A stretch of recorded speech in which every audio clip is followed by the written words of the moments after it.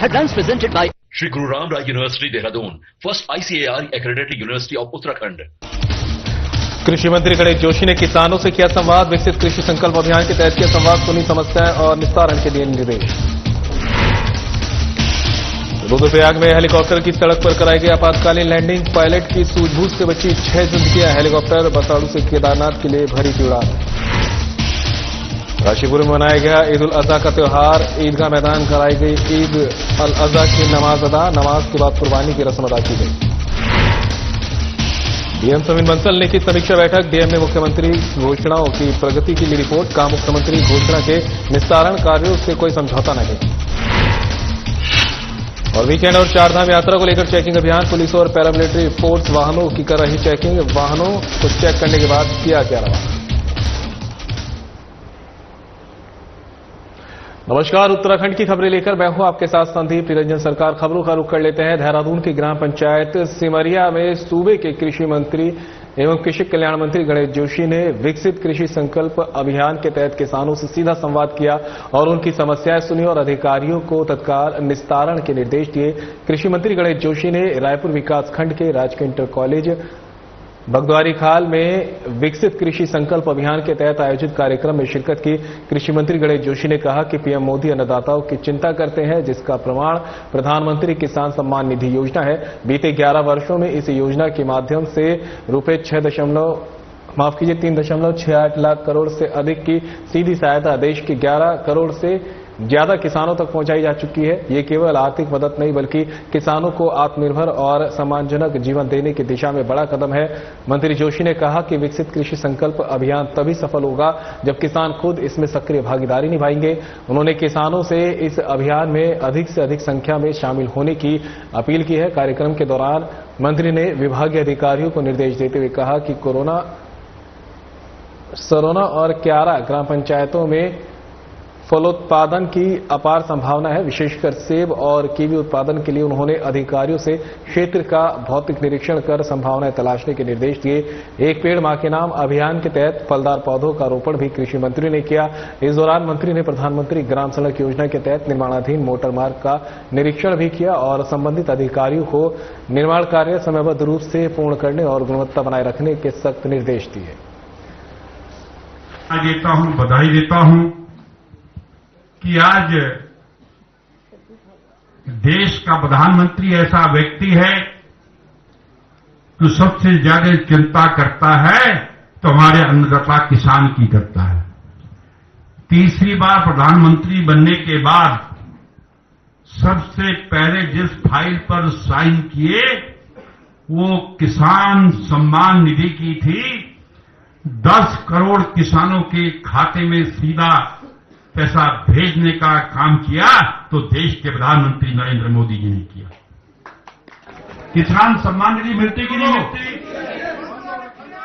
29 तारीख से लेकर 12 तारीख तक हमारे वैज्ञानिक आपके बीच में आ रहे हैं, आपको जानकारी दे रहे हैं कौन सी खाद डालनी चाहिए, कौन सा बीज लगाना चाहिए, कौन सा पेस्टिसाइड यूज करना चाहिए, ताकि किसानों की उपज बढ़े, उनकी आमदनी बढ़े। कि किसान हमारा अन्नदाता है और ये जो मेरी विधानसभा क्षेत्र का सबसे सुंदर क्षेत्र है। मुझे याद है जब मैं पहली बार चुनाव लड़ा था इस क्षेत्र से तो यहां आने के लिए सोचना पड़ता था कि कैसे जाएंगे। आज सड़कों का जाल हमने यहां पर बिछा दिया है। करीब पेंगज के माध्यम से 80 करोड़ की सड़कें हम यहां बना चुके हैं और अभी और बहुत सड़कें हमारी जो एग्रीकल्चर की बेल्ट है क्यारा गांव। अब लोग उस चीज को समझते नहीं, टेक्निकल प्रॉब्लम को। पहले किया तो फॉरेस्ट का पंगा बढ़ गया, दोबारा किया तो आधी सड़क वहां चली गई धनोल्टी विधानसभा में, दोबारा सर्वे करवाया, अभी 8 किलोमीटर सड़क का जी होने वाला है। क्योंकि इस क्षेत्र से मुझे एक विशेष लगाव है। यहां के लोग सीधे सरल व ईमानदार हैं। समझ सकता हूं किसी गरीब के घर में अगर शादी हो तो अगर वो टेंट का इंतजाम करे। गर्मियों में बिजली कटौती से आम लोग परेशान रहते हैं। इस बार रामनगर विद्युत विभाग ने समस्या से निपटने के लिए विशेष अभियान चलाया है, जिसके तहत 4 लोगों को विद्युत चोरी करते हुए रंगे हाथों पकड़ा गया है और उनके खिलाफ मुकदमा दर्ज किया गया है। उपखंड अधिकारी विद्युत वितरण रामनगर ऋतु के नेतृत्व में विजिलेंस टीम ने अलग अलग विद्युत चेकिंग के दौरान भवन स्वामियों द्वारा निम्न विद्युत चोरी की गई, जिस आधार पर थाना हाजा पर निम्न मुकदमा दर्ज किया गया है। विद्युत चोरी के आरोप में रामनगर थाने में 4 मुकदमे दर्ज किए गए हैं, जिसमें सुखविंदर सिंह, बलदेव सिंह, हरजिंदर सिंह, दिलबाग सिंह निवासी हल्द्वार रामनगर द्वारा विद्युत चोरी की जा रही थी, जिस आधार पर 135 विद्युत अधिनियम के तहत मुकदमा दर्ज किया गया है। चोरी की बहुत शिकायतें आ रही थी, तो हमने विजिलेंस आई थी हल्द्वानी से, तो उनके साथ चेकिंग की, तो उसमें 4 लोगों का पाया गया कि मीटर से पहले कट लगा के केबल में चोरी की जा रही है। तो 4 लोगों के खिलाफ FIR दर्ज हुई है और जो एक था वो अनऑथराइज यूज कर रहे थे, मतलब उन्होंने ट्यूबवेल से वो घर का कनेक्शन चला रहे थे। तो ये 5 ये थे। मैम कुछ तो कांडला और जो थारी बैरिया हल्द्वार की साइड पड़ता है ना, थारी में। फिलहाल रुकेंगे ब्रेक के लिए, कहीं मत जाइएगा, जल्द होंगे हाजिर।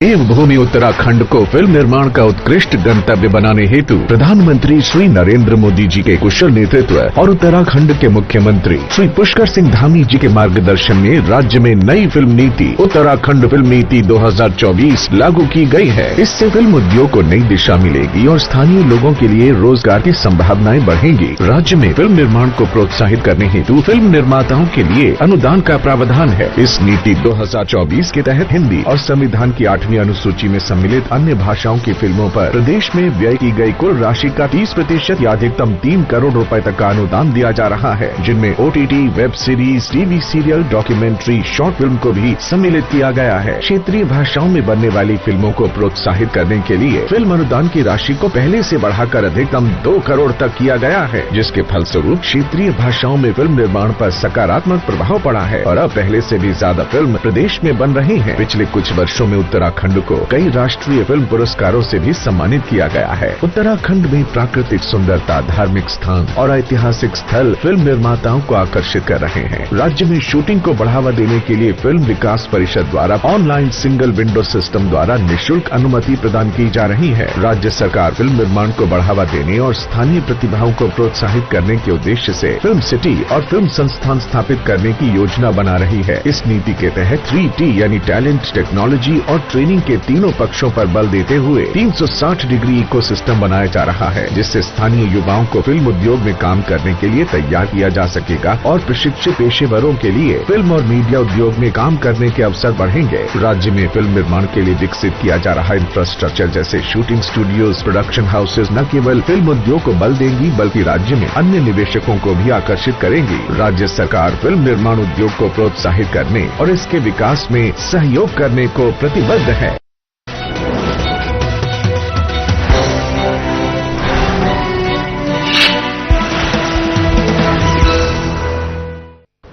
ब्रेक के बाद आप सभी का स्वागत है। खबरों में आगे बढ़ते हैं। ईद उल अजहा का त्योहार काशीपुर के नगर और ग्रामीण क्षेत्रों में बड़ी अकीदत के साथ मनाया गया। आज ईदगाह मैदान पर शहर इमाम मुफ्ती मुनाजिर हुसैन ने ईद उल अजहा की नमाज अदा कराई। लोगों ने एक दूसरे के गले मिलकर बधाई दी। नमाज के बाद कुर्बानी की रस्म अदा की गई। सुबह करीब 8 बजे ईदगाह के मैदान पर शहर इमाम मुफ्ती मुनाजिर हुसैन ने नमाज अदा कराई। नमाज के बाद लोगों ने देश की सलामती की दुआ की। विभिन्न सामाजिक और राजनीतिक संगठनों के लोगों ने गले मिलकर एक दूसरे को मुबारकबाद दी। वहीं शहर की जामा मस्जिद, बाबा भुल्लन शाह समेत सभी मस्जिदों में ईद उल अजहा की नमाज अदा की गई है। ईद उल अजहा के त्योहार को शांतिपूर्ण संपन्न कराने को लेकर पुलिस मुस्तैदी से नजर आई। बता दें कि काशीपुर पौराणिक नगरी है। यहां पर सभी धर्म के लोग एक दूसरे के साथ कंधे से कंधा मिलाकर आपसी भाईचारा निभाते हुए त्योहार मनाते आए हैं। काशीपुर गंगा जमुनी तहजीब से भी जाना जाता है।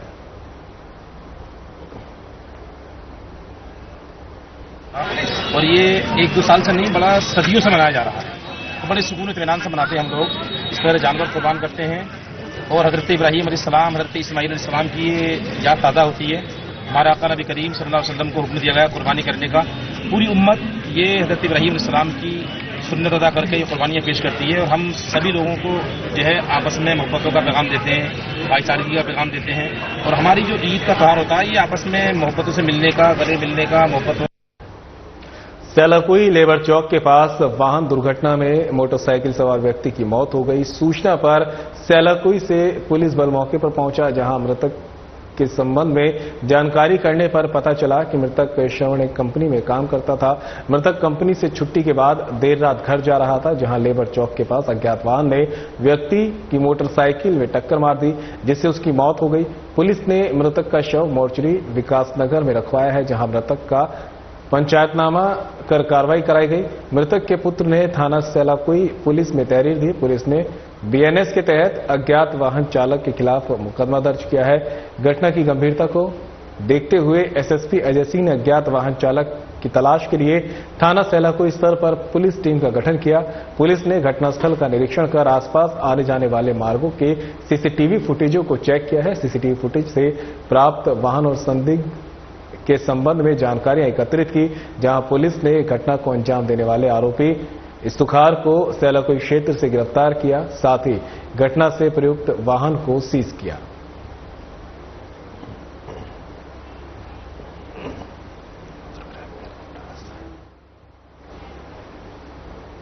तो वहीं रुद्रप्रयाग में हेलीकॉप्टर हादसा, सड़क पर कराई गई इमरजेंसी लैंडिंग। बाबा केदार के आशीर्वाद और पायलट की सूझबूझ से बची 6 जिंदगियां। हेलीकॉप्टर ने बड़ासू से केदारनाथ के लिए भरी थी उड़ान। बड़ासू क्षेत्र में टेक ऑफ के समय हेलीकॉप्टर में आई तकनीकी खराबी, पायलट को आई मामूली चोटें, नजदीकी अस्पताल में चल रहा उपचार। सड़क पर खड़ी गाड़ी क्षतिग्रस्त। बड़ासू हेलीपैड से केदारनाथ के लिए भरी थी उड़ान। घटना की जानकारी मिलते ही मौके पर पहुंचा प्रशासन। हेलीकॉप्टर को सड़क से हटाने का किया कार्य।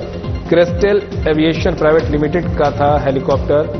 राहुल चौबे, जिला पर्यटन विकास अधिकारी ने जानकारी दी है। सुचारू रूप से यातायात जारी।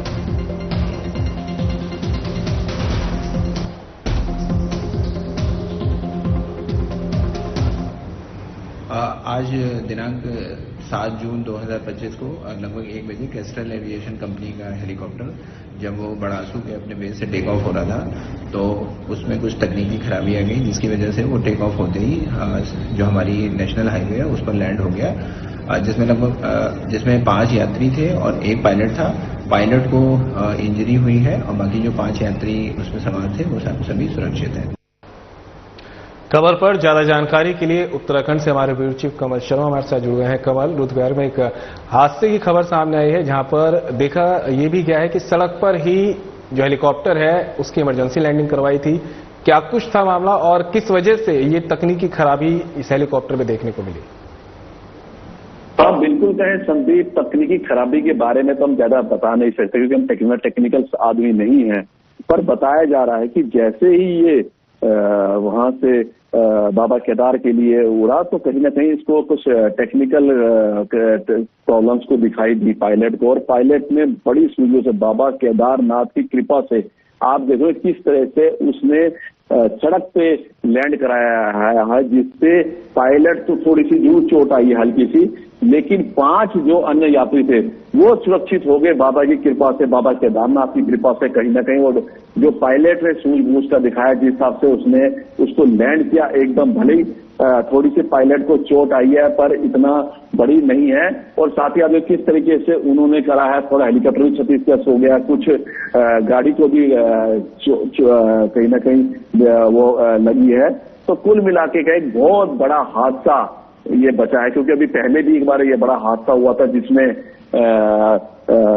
जितने लोग थे उन सबकी डेथ हो गई थी, और उसके बाद एक एम्स का एम्बुलेंस बाबा केदार के द्वारा पहुंची थी, वहां एक बहुत बड़ा मामला हुआ तो वो भी बचा हुआ था। लेकिन अब तीसरा केस मैं इस सीजन में देख रहा हूं कि फिर ऐसी टेक्निकल प्रॉब्लम आई है, लेकिन पायलट ने बड़ी सूझबूझ से इमीडिएटली उसको आराम से सड़क पर उतार दिया, जिससे सभी लोग बच गए। थोड़ी सी चोट पायलट को आई है पर वो भी ठीक ठाक है।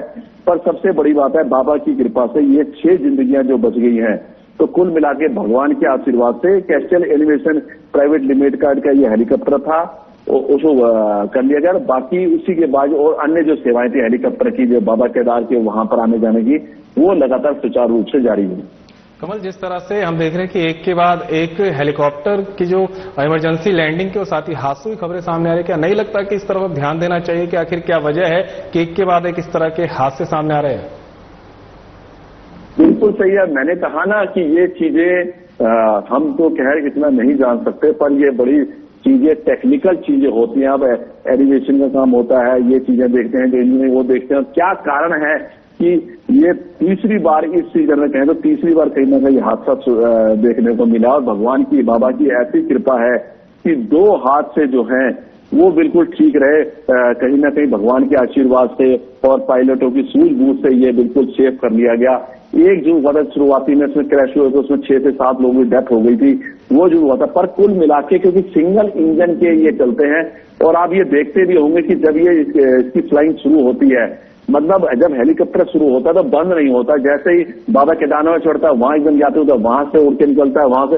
तो कहीं ना कहीं हमें इन चीजों को, जो इससे संबंधित लोग हैं, उनको चीजें देखनी होगी, क्योंकि ये बहुत बड़ा रिस्क होता है। वैसे भी सिंगल इंजन के हेलीकॉप्टर को सबसे बड़ी बात है कि समय समय पर इन चीजों के चेकअप होने, इन चीजों की जो भी जांच होती है वो कहीं जरूर होनी चाहिए या होती होगी, कहाँ कमियां रह गई है, ये सब देखने की जरूरत है। क्योंकि लगातार जब फ्लाइंग शुरू होती है तो रुकती नहीं है, क्योंकि हम देखते हैं कि लगभग 7 से 8 मिनट का रूट होता है वहां से चल के बाबा केदारनाथ, और वहां से फिर यात्रियों को एकदम उठा के फिर दोबारा। जानकारी के लिए आपका बहुत बहुत शुक्रिया।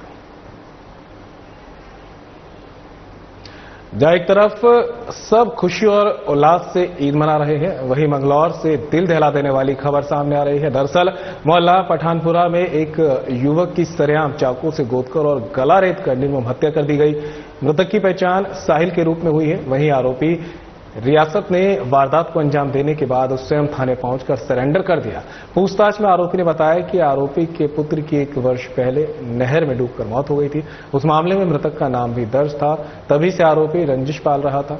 ईद के दिन उसने इस रंजिश को अंजाम दिया। घटना की सूचना मिलते ही एसपी देहात स्वप्न किशोर सिंह भारी पुलिस बल के साथ घटनास्थल पहुंचे और मौके का निरीक्षण किया। पुलिस ने शव को लेकर पोस्टमार्टम के लिए भेज दिया है। ये कस्बा चौकी क्षेत्र में एक व्यक्ति ने दूसरे एक बच्चे का गला रेत के उसकी हत्या कर दी। तो घटनास्थल पर आए हैं और एट द स्पॉट ही शायद वो जो मृतक था उसकी डेथ हो गई थी और अभी बॉडी मोर्चरी में है। बाकी हम देख रहे हैं कि क्या कारण थे, किस लिए थे। जो व्यक्ति जिसने घटनाक्रम किया वो हमारी एक्सेस में है, उसको हमने पकड़ लिया है।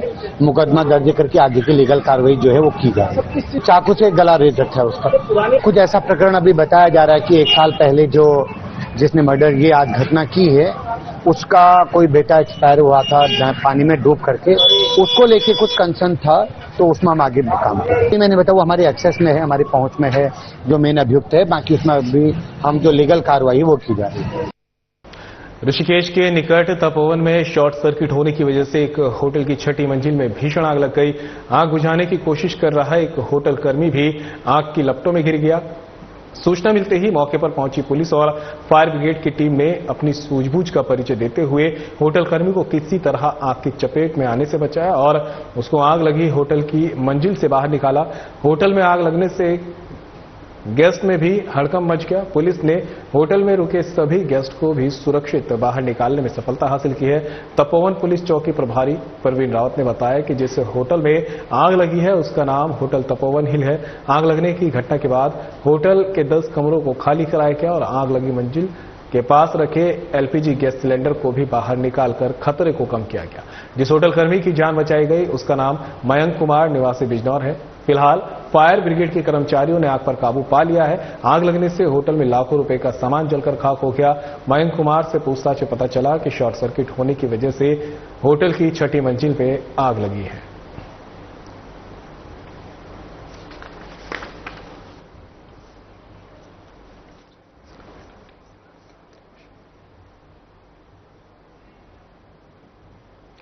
तो वहीं डीएम सविन बंसल की बैठक खबर आप तक पहुंचा रहे हैं, जहां पर डीएम समीन बंसल ने अहम बैठक की है। डीएम ने की मुख्यमंत्री घोषणा की समीक्षा। डीएम ने मुख्यमंत्री घोषणाओं की प्रगति की ली रिपोर्ट। प्रत्येक बिंदु पर विस्तार से की समीक्षा। 75% घोषणाओं के विलोपन इतिश्री कर उपेक्षा कर रहे निगम देहरादून को कड़ी फटकार। हस्तांतरण की स्वीकृति 1 माह तक नहीं मिली तो स्वयं घोषणा निष्पादित करने के लिए विभाग है बाध्य। अधिकारियों को दिए निर्देश, मुख्यमंत्री की घोषणा को सर्वोच्च प्राथमिकता पर रखे विभाग। गंभीरता और दायित्व के साथ करे कार्य। घोषणाएं हैं विकास का आधार। घोषणाओं को धरातल पर उतारने के लिए रहे प्रतिबद्ध। सीएम द्वारा की गई घोषणाओं का समय से करे समाधान। सर्वांगीण विकास के लिए जनकल्याणकारी नीतियों को समय से धरातल पर लाना जरूरी। मुख्यमंत्री घोषणा के निस्तारण कार्यों से कोई समझौता नहीं। किसी प्रकार का कोई तर्क वितर्क, देरी और लापरवाही क्षम्य नहीं। घोषणा पटल पर अपने विभाग से संबंधित घोषणा को करें अपडेट। जिलाधिकारी ने लंबित घोषणाओं की भी की समीक्षा। कार्यों में निदेशालय से समन्वय कर लाएं तेज।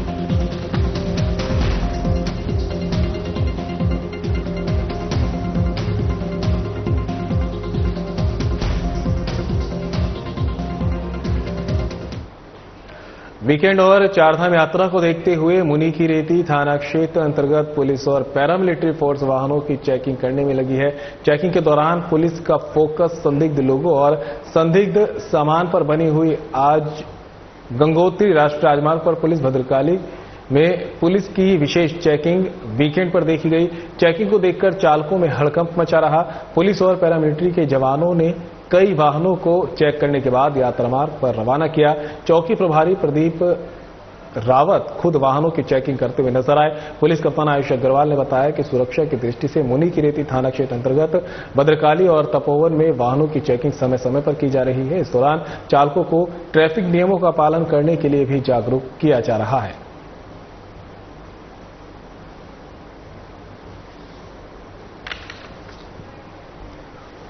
तो खबर आप तक पहुंचा रहे हैं मुनीकीरेती से, जहां पर वीकेंड और चारधाम यात्रा को देखते हुए मुनीकीरेती थाना क्षेत्र अंतर्गत पुलिस और पैरामिलिट्री फोर्स वाहनों की चेकिंग करने में लगी है।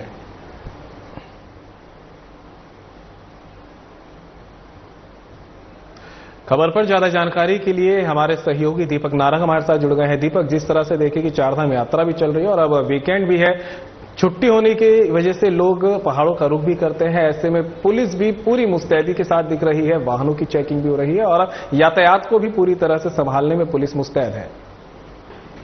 बिल्कुल संदीप, इस समय पर जो है चारधाम यात्रा तो चली रही है, लेकिन वीकेंड पे इस समय पर पर्यटकों की इतनी संख्या यहाँ पर आ रही है कि इसका अंदाजा लगाना मुश्किल है और अंदाजा लगा भी सकते हैं तो इस बात को लेकर के यहाँ पे ट्रैफिक का दबाव बहुत ज्यादा हो रखा है। लेकिन इस दबाव को झेलने के बावजूद जो है पुलिस यहाँ पर वाहनों की चेकिंग कर रही है, क्योंकि ऐसे में जब भीड़ बढ़ती है तो जेब कतरे जो है वो सक्रिय हो जाते हैं, जो उठाई गिरे होते हैं वो सक्रिय हो जाते हैं और जो संदिग्ध हैं वो उत्तराखंड में आ जाते हैं और वो किसी न किसी प्रकार की आपराधिक वारदात को अंजाम देकर के जो है भागने की फिराक में होते हैं।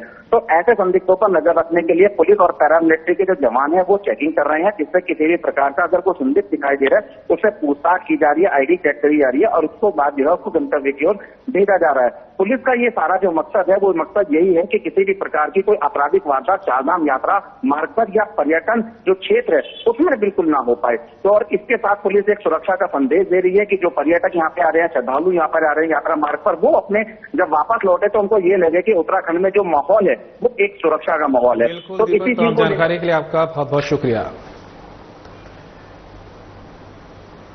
तो वहीं ब्लैकमेलिंग और धोखाधड़ी का पुलिस ने बड़ा खुलासा किया है। एसएसपी मणिकांत मिश्रा के निर्देशन में ब्लैकमेलिंग और धोखाधड़ी का पुलिस ने खुलासा किया।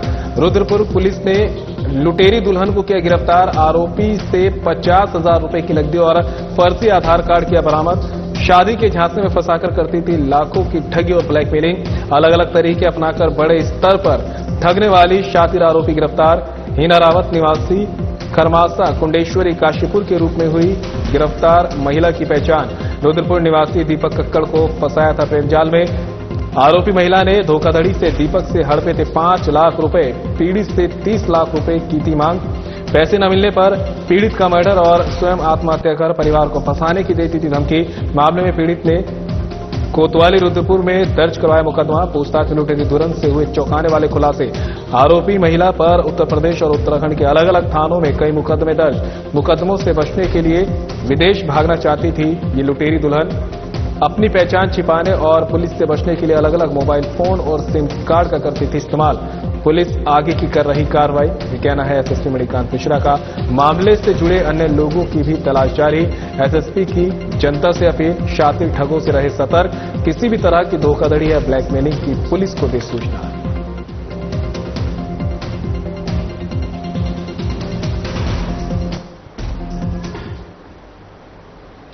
चलिए फिलहाल बुलेटिन में मेरे साथ इतना ही। दीजिए इजाजत। नमस्कार।